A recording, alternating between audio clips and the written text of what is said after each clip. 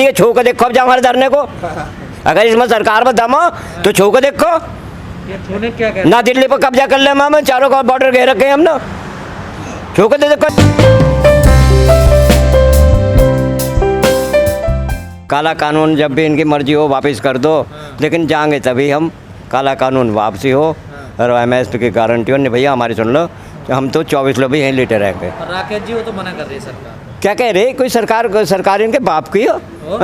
सरकार हमारी हो तो सरकार आपकी है, आपकी नहीं सुन रही। सुनोगी, सुनती सुनती बच जाएगी सरकार। तो ये तो पत्तों से पूछते फिरेंगे 2022 में। अच्छा जी। हाँ, पत्तों से पूछेंगे, पत्तों से किसानों के जरा आगे हाथ जोड़ेंगे। पर लोग यहाँ बॉर्डर पे बुराई कर रहे हैं, बाहर जाते बॉर्डर से निकलते तो फिर बीजेपी कौन कह रहा है यार? जबरदस्ती हमारे बिजनौर में जबरदस्ती 30 दिन घोषणा पत्र दिया, साकेंद्र को नहीं हार गया था।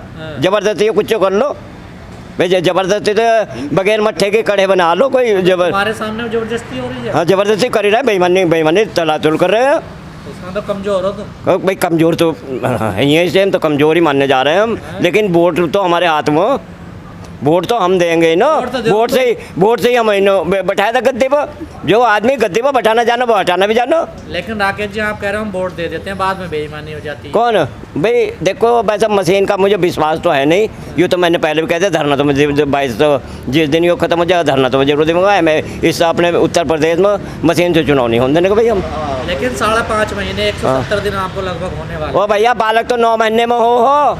अभी तो 5.5 ही महीने हुए। अब यहाँ तो किसान है ही नहीं बॉर्डर। कौन किसान? हम अपनी खेती छोड़ दे मो। और भाई इन्हें तो 2-2 लाख रुपए तनख्वाह मिल रही है भाई। हम तो जब जाने मजदूरों को ये लॉकडाउन लगा दिया इन्होंने, और बेचारे जो 300 रुपये की सुबह को मजदूरी करता था, शाम को अपना पेट भरता था।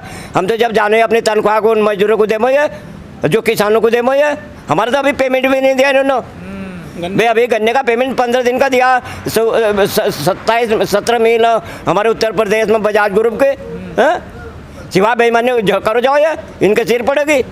अब तो फसल उसल सब फाइनल हो? अभी नहीं हुई भाई, अभी नहीं हुई। अभी काम चल रहा है किसान के, देखो अभी नहीं हुई। और फिर एक बात सुन लो, ये नू कह दो कि भाई इतना किसान बुला लो और हम फैसला कर देंगे, हम हमारे उतने किसान आ जाएंगे। कहाँ आ रहे हैं किसान? अरे किसान तो हम 1 मिनट में आ जाएंगे। अरे ये छू के देखो अब जाओ हमारे धरने को। अगर इसमें सरकार में दम हो तो छू के देखो। ये छूने क्या कहते ना दिल्ली पर कब्जा कर ले हम, चारों का बॉर्डर घेर रखे हैं हम ना, छू के देखो। 5.5 महीने के बाद में भी सरकार टस से मस नहीं हुई है, कहाँ कमी रह गई है? आपकी भूल है कि सरकार टस से मस नहीं हुई, लेकिन दुनिया टस से मस हो गई। पंजाब टस से मस हो गया, दिल्ली टस से मस हो गई, बंगाल टस से मस हो गया।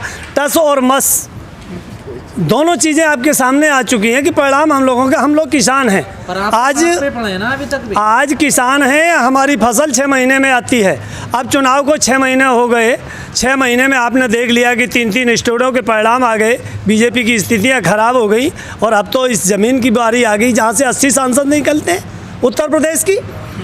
तो यहाँ भी आप देखना क्या कंडीशन होगी। आंदोलन का क्या हुआ? आंदोलन का ये हुआ है कि आंदोलन का परिणाम है कि पार्टियों से ज़्यादा निर्दलीय प्रत्याशी उत्तर प्रदेश में जीते इस आंदोलन की बदौलत। जो अभी तक पार्टियों में जिनको टिकट नहीं मिलता था, वो नहीं मिलता था, बेचारे एक दूसरे के बहाने में रहते थे। इस आंदोलन की बदौलत ही सभी पार्टियों से ज़्यादा निर्दलीय प्रत्याशी जीते। और निर्दलीय सरकार तो नहीं बनाते ना, निर्दलीय की सरकार। भाई सरकार तो हम भी नहीं बनाते, हम लोग तो सरकार को सुझाव देते हैं। हमारा जो ये आंदोलन है किसी पार्टी का नहीं है, ये तो एक हम लोगों का। सरकार हमसे पूछे कि भाई किसानों की क्या समस्या है, हम लोगों को। अब सरकार हम जानते हैं कि निर्दलियों की बूझ होगी, निर्दलियों की बूझ होगी तो किसान की बूझ होगी। सरकार के अंदर ये भय रहेगा, निरंकुश होकर नहीं चल पाएगी। जो अभी तक उन्होंने कहा जो मोदी फॉलो कर दिया वही गुनगुनाते थे, मतलब अंधभक्त बन जाते थे। तो कहने का मतलब लोगों की आँखें खुल गई। तो कानून वापस ना हो?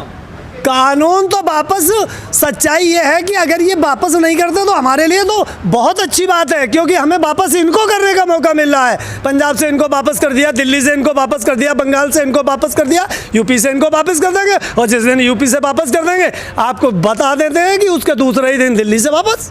अपनी तुलना आप पंजाब से क्यों करते हो? पंजाब के किसान तो पहले से आंदोलन कर रहे हैं, आपको बहुत बाद में आए।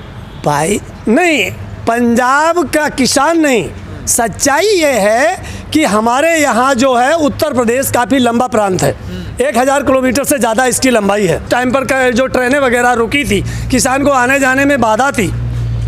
और उसके बाद आप देखें कि पंजाब के लोग आए, वो थोड़े से टेक्निकल तरीके के लोग हैं, क्योंकि यहाँ पर संख्या बाहुबल ज़्यादा है, वहाँ मशीनरी बाहुबल ज़्यादा है, उन्होंने गाड़ी ट्रैक्टर पे बैठे और चल पड़े। और हमारे यहाँ के किसान को तो भाई थोड़ा सा अपना साधन बनाना पड़ता है, गवर्नमेंट के साधन पे आधारित है।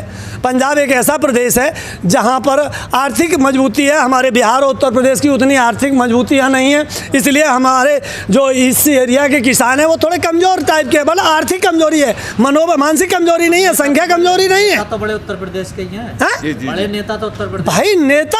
भाई नेता कौन है? नेता अंबानी नहीं है, नेता अंडानी नहीं है, नेता आपके टाटा नहीं है, नेता बिरला नहीं है। नेता कौन होता है? नेता तो फकीर होता है, जिसके पास नेता किसान होता है, नेता जिसके पास पब्लिक होती है, जिसके पास जनमत होता है, उसके पास नेता होता है। भाई उत्तर प्रदेश का तो फकीर है, वो भी फिर नेता कौन? मोदी जी तो फकीर है। भैया मोदी जी फकीर नहीं है, मोदी जी तो सच्चाई है, फकीरों का मोनोग्राम है। ये जो पूंजीपति पीछे इनके पीछे जो खड़े हैं अंडानी और अंबानी, उनका ये मुखौटा है। मोदी जी क्या है आप बताओ? मोदी जी एक व्यक्ति है, लेकिन इनके पीछे जो कंपनी है आरएसएस और बीजेपी जो कंपनी है उसके ये चेयरमैन है, उन्होंने इनको यूज करना है। भाई जिस आदमी आंदोलन कैसे चलेगा? जिस क्या रणनीति बना रहे हो आप लोग? हाँ, ये बात आपने बहुत अच्छी पूछी कि हम लोग क्या रणनीति बताएं। हम लोगों ने ये रणनीति बनाई है कि सबसे पहले तो हम इस सड़क पे मिट्टी डालेंगे और मिट्टी डाल करके इस पे फसल उगाएंगे। फसल के बाद जो उसमें साग सब्जी होगी उसको खाएंगे। अभी हमने मैं कल गया था सिंधु बॉर्डर, आपने देखा हमारे तमाम साथियों ने सड़क के ऊपर बिल्डिंग बना दी है ना। मैं उसका व्हाट्सअप सब्जी उगाने के लिए पानी कहाँ से लाओगे? अरे भाई पानी कहाँ से लाएंगे? आजकल सोलर प्लांट चल रहे हैं, जहाँ हम चाहेंगे बोरिंग कर लेंगे, वहीं से पानी निकल आएगा। पानी तो हमारे नीचे ऊपर रहता है। पानी का मतलब जिस सब ज़मीन की केवल 4 इंच भूमि जो है वो कृषि योग्य होती है, उसके नीचे तो खनन होता है। तो हम लोग तो 4 इंच पे जीवन यापन करने वाले हैं, और 4 इंच ज़मीन में कहीं भी मिट्टी डाल देंगे, छत के ऊपर मिट्टी डाल देंगे, वहाँ भी फसल लगे। हमने चम्बल की घाटी को तोड़ करके ज़मीन बना ली, हमने पहाड़ों को खोद करके ज़मीन बना ली। आज इस ज़मीन को ही देख करके तो उनकी नीयत खराब हो रही। भारतवर्ष में क्या था? आपने तो पता नहीं क्या क्या कर लिया, गोला लाठी दे ली, क्या क्या कर लिया, निकला कुछ रिजल्ट है नहीं अभी तक। क्यों नहीं निकला? रिजल्ट आपके सामने आ गया। जो हीरो थे वो जीरो पे आ गए। अब थोड़ी सी बस समस्या रहेगी कानून पलटने की, वो भी अभी पलट जाएगी। आप देखते जाइए। कब तक उम्मीद है आपको? डेट बाई डेट है। पंजाब का चुनाव हुआ 0, दिल्ली का हुआ 0, बंगाल का हुआ 0। और आंदोलन से पहले हुए ना वो चुनाव, उनमें तुम्हारा क्या मतलब है? क्यों हम लोग बंगाल गए तो हमारा मतलब नहीं हुआ? इतनी मेहनत की, बंगाल के लोग यहाँ आए, उन्हें ये पता लगा कि ये किसान के खिलौन में जाने आने से नहीं होता। मेहनत तब मानी जाती है अगर उनकी 3 सीटें तो वो 0 पे आ जाते। वो तो 3 से 75 पे पहुंच गए, वो तो बढ़े ही ना आगे को। भाई मेहनत तो बेकार। 1 मिनट, 3 से 75 पहुँच गए, लेकिन उसमें तमाम लोग थे पीछे, उसके पीछे। आपने कुछ नहीं करा, आप अपनी जीत मानने हो। हाँ। उन्होंने 3 से 75 पहुंच गए, उनकी जीत नहीं मानने आप। भाई 3 से 75, 3 उसके टाइम कैसी थी? उन्होंने कोई हमारी सीटें थोड़ी ली, कोई हमारी सीटें थोड़ी ली। आप वोट का रेशियो देखिए, उनका वोट का रेशियो थोड़ी बढ़ा, पब्लिक का रेशियो नहीं बढ़ा। सरकार आपसे 3 महीने से बात नहीं कर रही है, आपको लावारिस होकर छोड़ दिया, फिर भी अपनी जीत बताते हो आप लोग। भाई सरकार हमसे बात ना करे, हमने पहले ही कह दिया कि सरकार हमसे ना बात करे, यही तो हमारे लिए खुशी की बात है। अगर मान लो जिस टाइम पे आप समझते थे कि कृष्ण को वो कह दिया था कि 8वां बच्चा तो नुकसान देगा कंस के लिए, और उन्होंने कहा कि घड़ा भर गया लेकिन पाप से पूरा नहीं भरा, तो उन्होंने कहा कि 8 बच्चों को मरवा दो। बाद में लड़की पैदा हुई तो इसको भी मरवा दो। तो जब पाप का पूरा घड़ा भर जाता है तब उसका विनाश होता है। जब जब होए धर्म की हानि, बाढ़े असुर अधर्म मानी। तो ये धरती है, ये देव पुरुषों की धरती है। सच्चाई ये है कि जब इस पे पाप ज़्यादा हो जाएगा, अत्याचार ज़्यादा हो जाएगा, तो कोई ना कोई व्यक्ति एक प्रभु के रूप में प्रकट हो जाएगा और इस किसानों का कल्याण हो जाएगा, वही किसान का देवता हो जाएगा। जैसे ही जनता शांत हुई, मोदी जी वो फ़ोन कहाँ रख कर भूल गए, पता नहीं किस स्थिति में पहुंच गए कि उनको याददाश्त ख़त्म हो गई, हाथ पांव हिलाना बंद हुआ या फ़ोन डैमेज हुआ, क्या हुआ पता नहीं।